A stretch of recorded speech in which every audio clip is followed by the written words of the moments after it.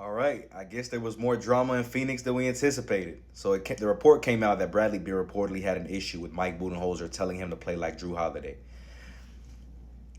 The comment stated, "Don't ever disrespect me like that. Don't ever tell me to play like another player." And I get it because you have to look at it from all angles, right? From the player's perspective.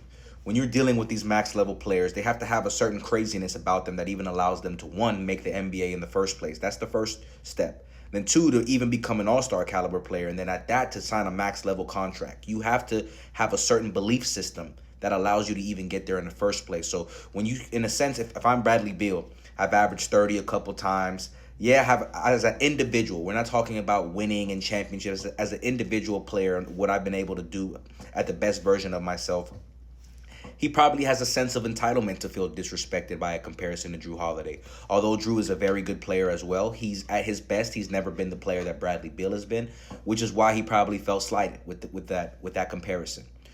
Although from the coach perspective, a coach should be able to ask whatever is needed of you in order for your team to compete for championships. You have to understand this is not the 80s and the 90s, and you have to walk on eggshells when you're dealing with these players because they're very sensitive nowadays. Not calling Bradley Beal sensitive, but I think it was sensitive in the fact that he felt slighted by this comment, when in reality, it was him asking you to do what potentially would have been best for this team to compete for a championship.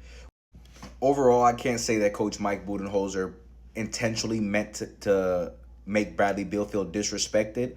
But I do think with your experience in the league and dealing with the caliber of players that you've dealt with, you should have had some foresight to see by saying something like that how it could have potentially went left.